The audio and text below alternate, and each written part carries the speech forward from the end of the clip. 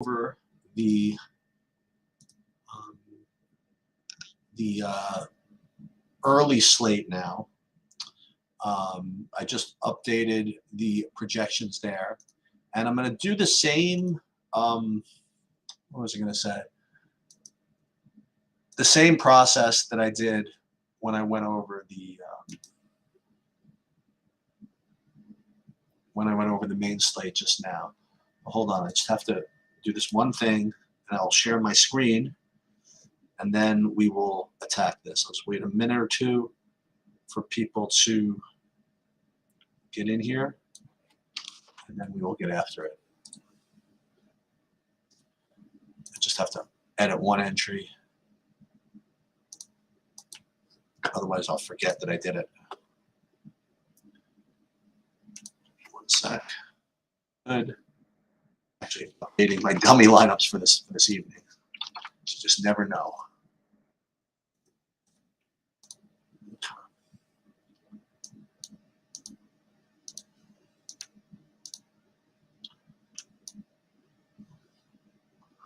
All right, everybody. So let's pull up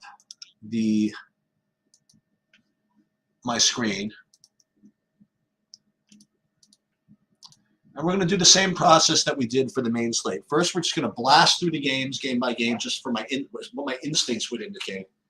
Then we're going to look at the projections, give my takes based on those, and then we're going to build some hand build lineups and build some Saber Sim builds as well. So it looks like Gausman and Scherzer will probably lay over the field with respect to pitching options, right? Specifically, Scherzer, home against Chicago, the White Sox, who are very, very poor against righty pitchers. And then Gausman, just because he's just awesome. And then you have these Flaherty at Toronto. That's not too interesting. But I'll tell you that for value, both guys from the Kansas City game make sense to me. I mean, just staring at it, Singer and Carrasco.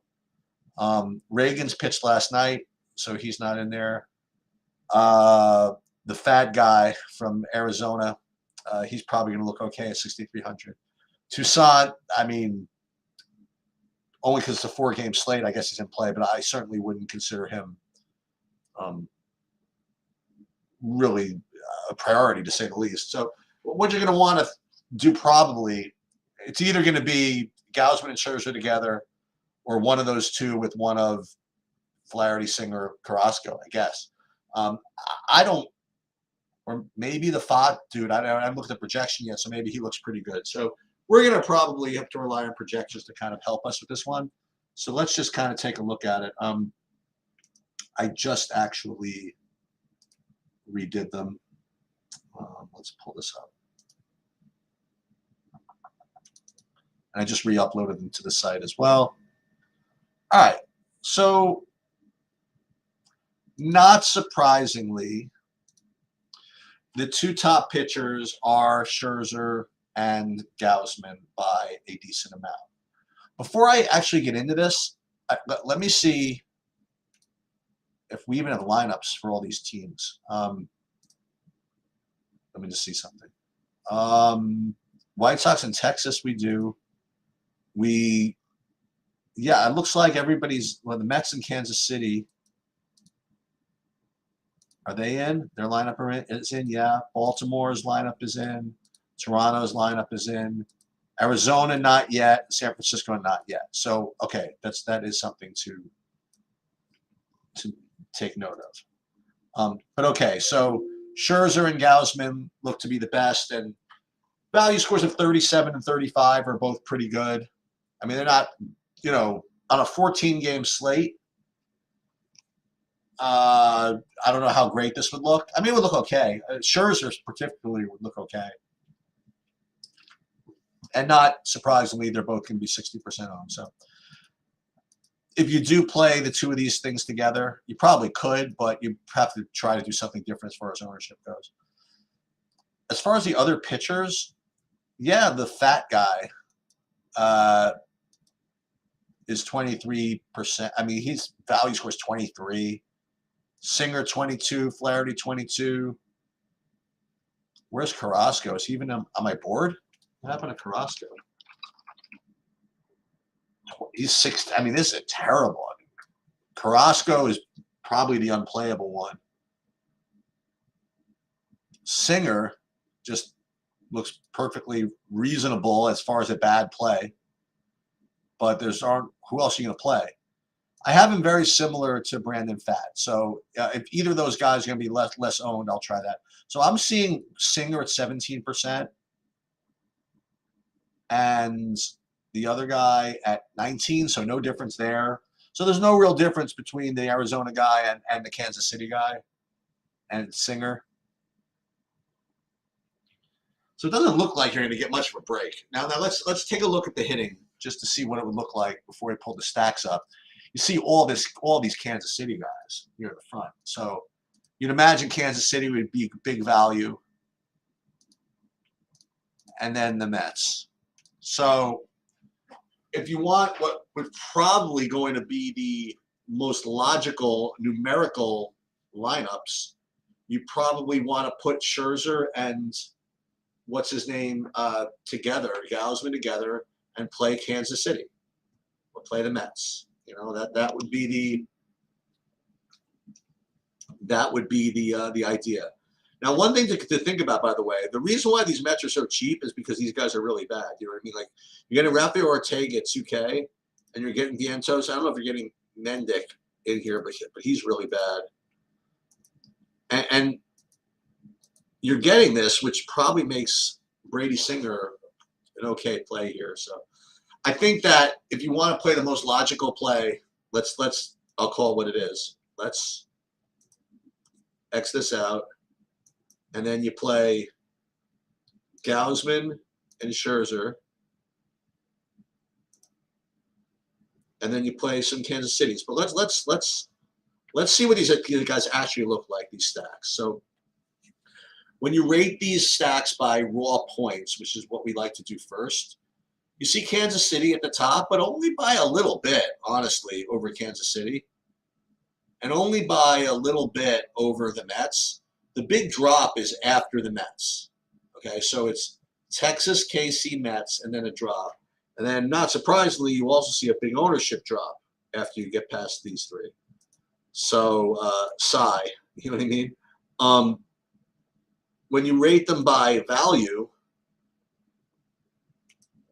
once again, it's the Mets and Kansas City.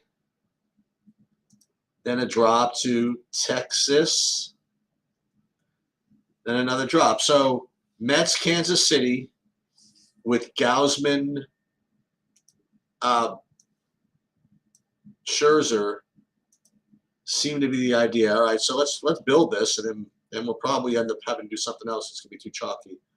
Well, let's just say we're going to play the Mets, for example. Again, what I'd like to do is first look for the guys that appear in both columns here, both in the raw stack player column and the modified stack player column. And those guys, so let's start with that. That would be McNeil and Beatty and Stewart. So let's start with those. We'll start with McNeil, Beatty, and Stewart. Okay, we're going to start with those. So you could play, if you play these, you could play whoever you want. I mean, you could even get up to the high raw points guys, you know, like if you want to stick with the stack, by the way, you know, you could do this, and you could even do this. You could play all of the Mets if you want. So it's going to be a pretty chalky day, I guess. Let's take a look here. If you just wanted to even get, let's say you wanted to pay up for Texas, for example. And then we'll do Kansas City in a second. Because these are really the options. Texas, KC, and Mets. And KC and Texas doesn't show up as a value, really. So that's why, with their third value. What does this look like? Is this the same basic stack? Let's take a look. So it's Seager. Let's pull this one up. This is a little annoying, right? I mean, Garcia. Well, this one you're not going to be able to play, right? Okay, so let's say you want to play. Well, we'd start with Seager and Lowe, right? You'd start with Seager and Nate Lowe. That becomes sort of difficult. But you could play Seager. And then Janikowski would be the next one. So we'll put in Janikowski at 3,100. So you play a 3-man of Texas and then fill it in with the Mets in Kansas City. You know what I mean? Like these pitchers are going to be really, really high owned because you can do it. I mean, you could play almost whatever team you want, even double pairing those. So I don't know like what you really gain by not playing. Except, I guess you gain some leverage, I suppose. But I don't know about this. Let's see what the Kansas City guys look like, and then we're just going to build some lineups because this is rating to be quite the chalk fest here. So let's just see. Kansas City, once again, we're going to look for first the guys up here in both of them. So it's going to be Melendez, Fermin, and Garcia. But I know we're going to get to the other guys too. But let's just do it anyway. Let's do it in order. Melendez, Fermin. Oh, look how nice they are. They let you play Perez at first base. And Garcia. And then, yeah, may as well, right? We could probably get all these guys in, right? Yeah, I mean, you could play all the Kansas Cities and fill them in with those cheapo Mets. So, yeah, I don't know if I have it in me to fade these guys.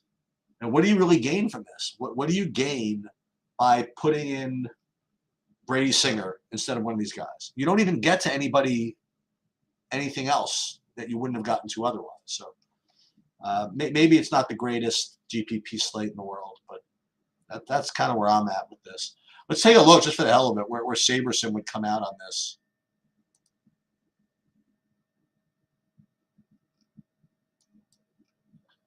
If we update the new projections here, DeJong's not in. That's weird. We'll ignore that one. I can't imagine Saberson coming up with anything different, but let's just see.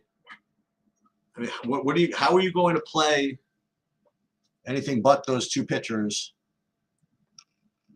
unless you want to leave like 2,000 on the table? Let's see. I'm willing to entertain it. No, there it is. 98% Scherzer, 86% Gausman, and you still get all the Texases you want. So, I don't know. You can really play whatever you want here. And that's what I would do. I would probably play Texas, Minnesota, Texas. Let's see what the team stacks are. There it is. I mean, KC, Texas, and the Mets. KC, Texas, and the Mets, and then I just hope you get the right combination because, unfortunately, yeah, you're getting a big over. You're playing the chalk, but there's such a big drop between this construction and anything else. So I would say that it's probably a good slate to pass from a GPP perspective, just because everything just seems so obvious. Now, with that said, I mean, listen, you want to play Baltimore against Gausman, get max leverage. You want to play the White Sox against Scherzer, get max leverage. Cool, you know. Yeah, I mean, well, that's one thing you could do, right? So if you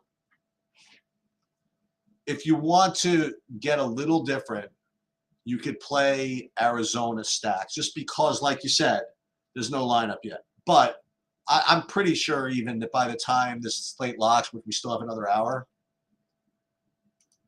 I think it's going to be plenty of time. I think they're going to put it in there. You know, I think that and what do you gain? You're going to be able to play, I guess, Carroll, Marte, Perdomo. All right, so let's see what that looks like. Once again, we're trying to do something other than what we've done because it's just so obvious. But even still, even with these guys, I mean, they just project so poorly. I don't know what's going on here. And they're gonna look like they're gonna be owned a little bit.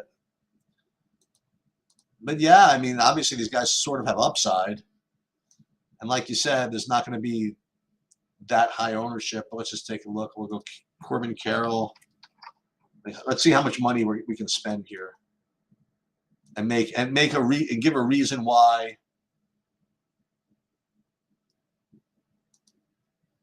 we would want to save money at pitching. So Walker, Ketel Marte, and then Carson Kelly, we'd want to play at catcher at 2,800. But I tell you, can almost get to all the Arizonas as well. Not quite. And it would be Gurriel. Now, you can't quite get to all these guys. So, okay, so if these particular 5 guys you want, like if all these 5 guys go off for Arizona, that's when you're happy that you went to like Singer, for example. Because then you could fill in the rest of these with those Mets cheapos and make that work. So that is definitely a possibility. Now, what you could do, by the way, if you felt like waiting, the Gausman does not start till 3 o'clock. So it's possible that we don't have the Arizona lineup before 2, but might have it before 3. So if you play Gausman with Scherzer, no, because you'd have to be playing Baltimore's. You know what I mean? Like there'd be nothing to pivot off of. Yeah, so it's tough. It's tough. I guess that would be, and I guess because it's tough, maybe that is what you need to do. You play Singer with one of these 2, and then play Arizona's. That would be my only attempt to be different on the slate. Anything? Any questions here? Let's just take a look. We did a thing, right? So I'm just gonna save these lineups just so I have something. But who am I kidding? I'm not passing.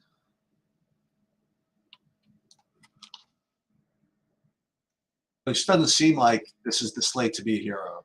I don't know. And I know if Bobby were here, he would slap me for this type of construction. Not even the type of construction. You know, I know he likes to pay up for the pitching, but I mean these guys are really so freaking popular.